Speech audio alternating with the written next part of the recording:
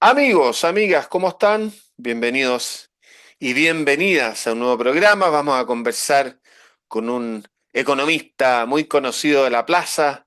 Por ahí yo de repente lo entrevistaba en mi otro programa, en Transformación Digital y Sostenible, para hablar un poquito de la macroeconomía nacional y sobre todo a mí me interesa la internacional y algo voy a aprovechar y aprovecharme de él y de preguntarle cómo se va a venir la mano de la economía mundial y para Chile con el triunfo de Trump.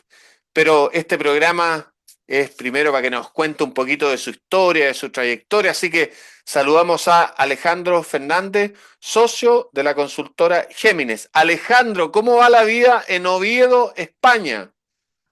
Muy bien, Alex, muchas gracias, buenas tardes.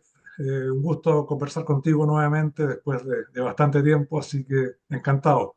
Oye, sí, pues eso es una. Y agregué lo de Oviedo porque también ese cambio de vida es interesante para nuestros auditoras y auditores. ¿Ah? Cómo lo estás haciendo con todas las posibilidades de lo remoto, seguir laburando, como dirían los argentinos, estando en este caso en España. Es entretenida también esa historia que la cuentes para los que tienen la posibilidad de hacer algo parecido, no necesariamente en Europa, pero están moviéndose incluso dentro de Chile. Sí, hay gente que no solo para la pandemia, sino que hoy día puede imitarte, e irse a alguna playita, al sur o al norte, a la zona central y estar haciendo un poquito más cerca que tú, pero lo mismo. Pero ¿qué te parece, Alejandro, si partimos porque nos cuentes un poquito? Yo me acuerdo de mis anteriores programas, pero también por tu primo, amigo mío, Mario Fernández, que ustedes son puntarenense, ¿no es cierto? De hecho, me tocó ir con Mario a Punta Arenas por un tema que fuimos a ver, creo que el año pasado. Así que cuéntanos esa historia, ¿cómo nacieron, cómo llegaron los Fernández a Punta Arenas? Bueno, efectivamente, somos magallánicos de Punta Arenas. Eh, Mi abuelo llegó en 1906 a Punta Arenas, mi abuelo Fernández, con mi padre de 4 años. Y mi madre llegó de Croacia en 1923, 24. Mi abuelo croata había llegado en 1920 a Punta Arenas. Es más o menos Así la época que que llegó mi abuelo materno, Bakulich, pero no, pero también llegó a Punta Arenas, quizás se conocieron. Después terminó en Tocopilla, seguramente, donde nacieron tres tíos, y finalmente en la zona de La Serena, Coquimbo. Imagínate, en la misma época. sí, sí. Así es que, bueno, esos son, digamos, mis antepasados recientes y entonces, bueno, ahí se conocieron mi padre y mi madre, viniendo de lugares muy distintos. Y bueno, y aquí estoy por eso. Oye, y en Eh, el caso de tu abuelo Fernández, ¿también fue emigración económica? Porque yo me sé el caso de Croacia, sobre todo a fines del siglo XIX, con la filoxera, esta plaga que mató muchas vidas, pero también se dice que en el Imperio Austrohúngaro le dieron la producción de vino a los italianos, así que a los croatas nos quedamos sin poder vender mucho vino al imperio, pero además está la filoxera. Entonces hay mucha emigración económica por algo que se alargó desde el fin del siglo XIX hasta principios del XX, un poco pobreza en las islas donde había muchas vidas. En el caso de usted o de tu abuelo Fernández, ¿es también una emigración económica? ¿Está difícil la cosa en España? bueno, en ambos casos fue migración económica. Mi abuelo materno croata le tocó la Primera Guerra Mundial haciendo servicio militar, así que tuvo que pelear por el ejército austrohúngaro. Lo hirieron ahí y posteriormente, bueno, la situación económica en la Yugoslavia independiente era muy mala y tenía un tío que se había venido mucho antes en Punta Arenas y él lo llamó. Además, era hijo único, sus padres habían fallecido, estaba recién casado, mi madre había nacido hacía poco, así es que se fue a Punta Arenas. Y mi abuelo Fernández era minero del carbón en Asturias, y en una huelga muy grande que hubo en ese mismo año 1906 en que se vino, los despidieron a todos, como era usual cuando había esas huelgas grandes, y decidieron entonces buscar mejores horizontes en América y terminaron en Punta Arenas. Probablemente pensaron primero quedarse en Argentina, pero por alguna razón siguieron hasta Punta Arenas y se quedaron allí. Tú sabes que mi abuelo materno también llegó a Argentina y claro, cruzaron después hasta, no sé cómo llegaron a Punta Arenas, porque ahí tenía dos hermanos y bueno, terminó como comenté en el norte, así con las historias familiares. ¿Y tú estudiaste la educación primaria y secundaria o básica y media en Punta Arenas? Efectivamente, yo estuve, bueno, hice todo el colegio ahí y cuando llegó el momento de partir a la universidad, bueno, en esa época la única alternativa que había en Magallanes era la Universidad Técnica del Estado, sede de Magallanes, que hoy día es la Universidad de Magallanes, y que tenía fundamentalmente carreras de ingeniería, de ejecución. Los que querían ser ingenieros tenían que ir a terminar después a Santiago. Y entonces, bueno, me fui a Santiago a estudiar economía en la Universidad de Chile y después que terminé, la verdad es que tampoco había muchas posibilidades en Punta Arenas o en Magallanes. Yo me especialicé en economía, la otra opción era administración, que obviamente te da más alternativas, pero estamos hablando de fines de los años 70, comienzos de los 80 y no había realmente demasiadas oportunidades de trabajo, salvo el sector público, las universidades, para los economistas. Y bueno, yo tenía además interés en la cuestión académica, así que me quedé en Santiago y salí a estudiar afuera, un posgrado, volví, ¿A me dónde, quedé en a Santiago, dónde estudiaste? en la Universidad de Rochester, en el estado de Nueva York, en Estados Unidos. Perfecto. Oye, y tu vida en general la has hecho siempre en el mundo de la consultoría o en universidades o el Estado, o también como economista tuviste la oportunidad, ya sea en directorios o en la línea, como se dice, Mm. de estar en el mundo de las empresas privadas, no como consultor, sino me refiero a Ajá. trabajar para otros. Sí, no, estuve siempre primero como académico en la Facultad de Economía de la Universidad de Chile y después ya empecé en el tema de las consultorías, primero con Julio Salas y Asociados y después en Géminis. Y ahí, bueno, es lo único que he hecho prácticamente. En Géminis estoy desde 1990, así es que es una vida entera prácticamente ahí, pero nunca, digamos, dentro de una empresa, digamos, con chimenea o de Claro, otro porque tipo. de repente hay economistas jefes del banco tanto y cosas por el estilo, ¿ah? Sobre todo en Eso los no negocios existe, financieros. sí, eso no existía en esa época.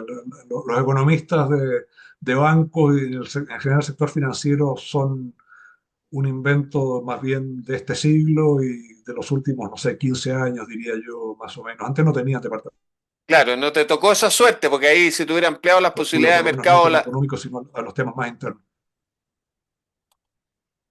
así es, así es. Sí, bueno, era un país muy pobre. La verdad es que cuando yo salí de la universidad era un país muy pobre que no tenía nada que ver con el Chile de hoy. Entonces las oportunidades eran mucho menores y además tocó la crisis profunda de comienzo de los 80 que fue tremenda. Bueno, yo la viví la mayor parte de ese tiempo en Estados Unidos, porque cuando estuve afuera, pero en realidad era un país que no tenía muchas oportunidades y era sustancialmente más pobre de lo que es hoy día. Alejandro, y esta nueva vida de irte con tu señora a vivir a Oviedo, a España, y seguir trabajando para la consultora Géminis desde allá, ¿cómo lo has hecho? ¿Cómo te ha funcionado?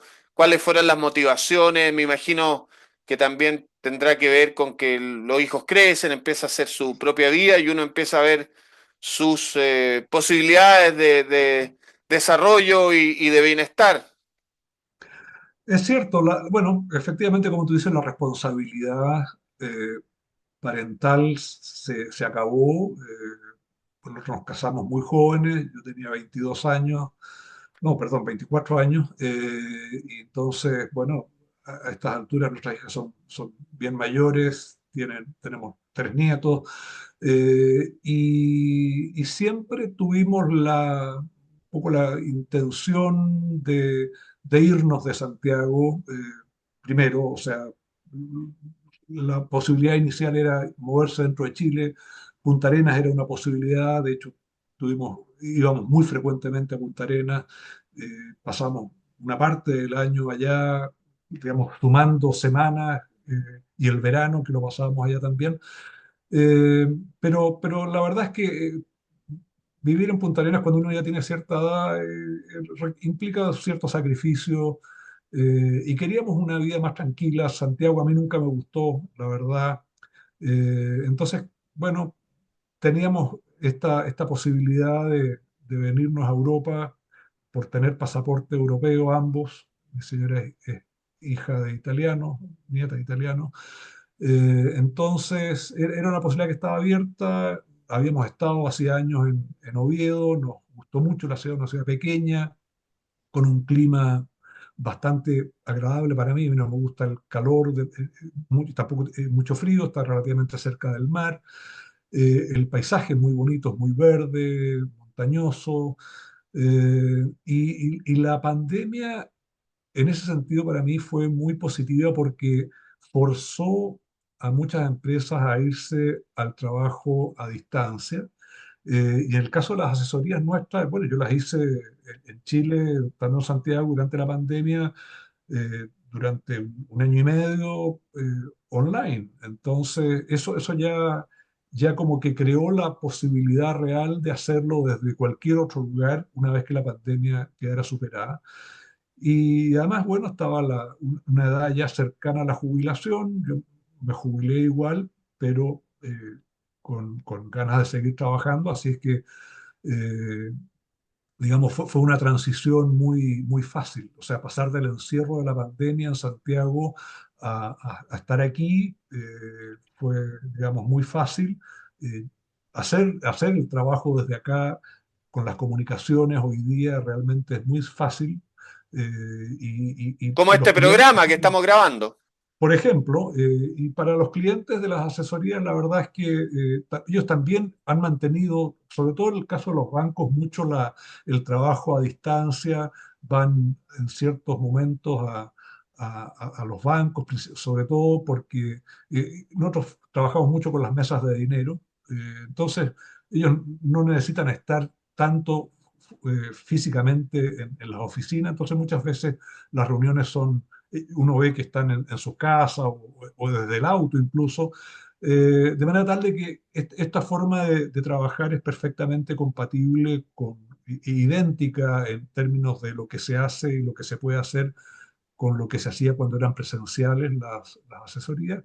Y la información, la verdad es que es exactamente igual y con el complemento de que viviendo en otro país uno tiene también una mirada un poco distinta porque, bueno, está empapado de la realidad de otros lugares y eso también te ayuda, creo yo, a mejorar un poco el servicio que le das a los clientes. Así que desde ese punto de vista ha sido muy cómodo, muy agradable. Yo la verdad es que no tengo ningún problema en el sentido de que no echo de menos, no, o sea, tengo dos hijas que están en Chile, tengo mis tres nietos que están en Chile, pero tengo una hija que está en Barcelona, que se vino antes que nosotros incluso, y entonces, bueno, estamos un poco dispersos por el mundo. Otra de mis hijas probablemente va a terminar en Estados Unidos viviendo en un tiempo más, que ya nació allá cuando estuvimos becados. Entonces, bueno, y la misma experiencia de la emigración de mis padres y mis abuelos y el ambiente en que uno se crió en Punta Arenas,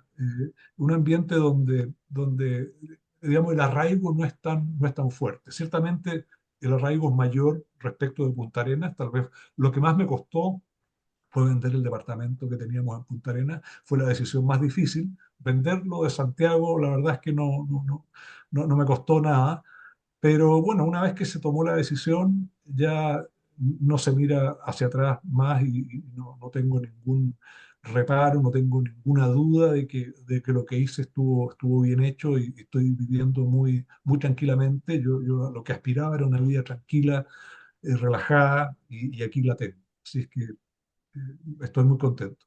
Claro, como la definición de los griegos de felicidad, ataraxia creo que le decían, imperturbabilidad, Alejandro, que tiene que ver con un poco con tranquilidad, con paz.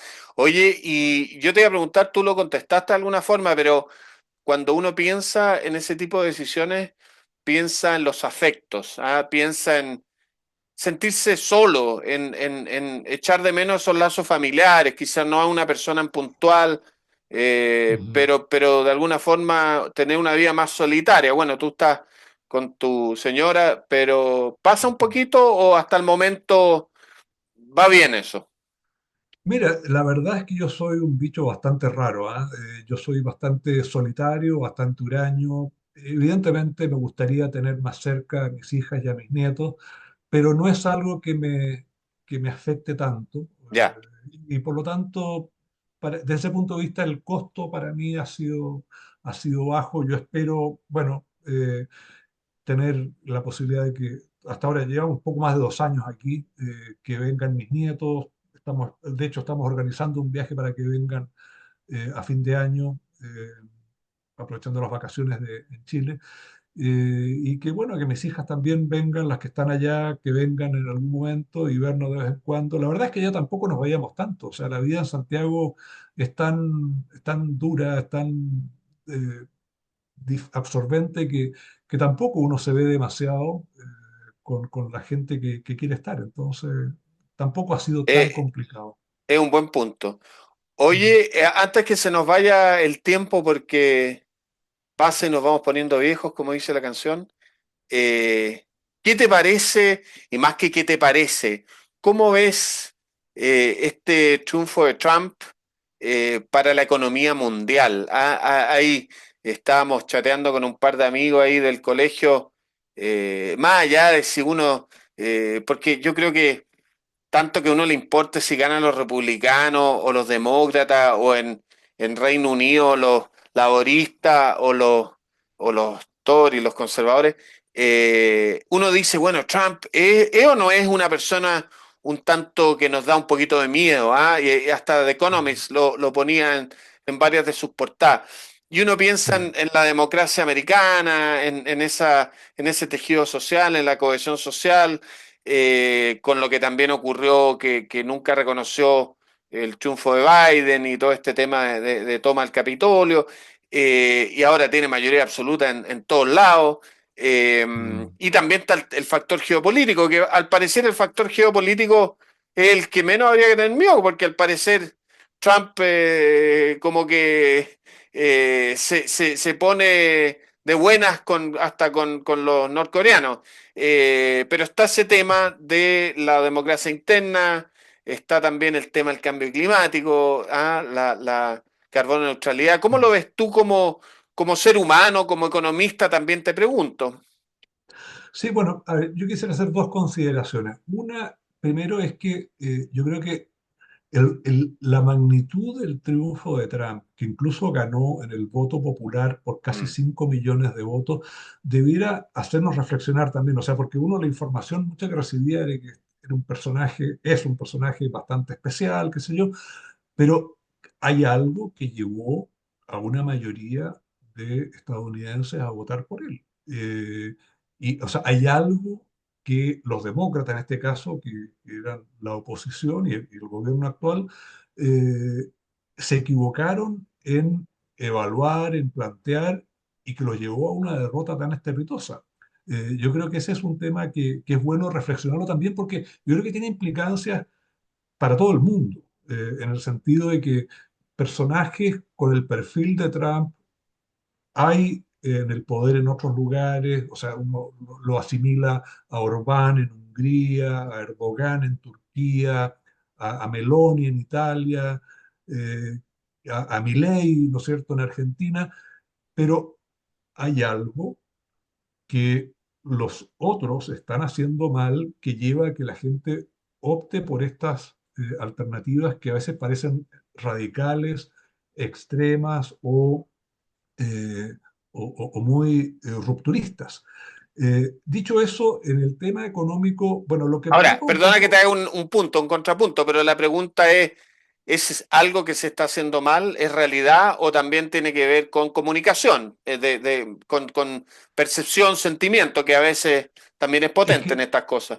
sí, pero yo creo que fundamentalmente, y te lo voy a plantear de manera mucho más concreta, o sea, la preocupación de la gente común y corriente, porque aquí hay que ver que las élites votaron por Kamala Harris, o sea, los que tienen educación de college o universitaria son los que votaron por ella, y es el ciudadano común y corriente el que votó por Trump, incluso tuvo avances importantes en los hispanoamericanos, en los de color, y desde luego en los hombres blancos con baja educación ganó lejos.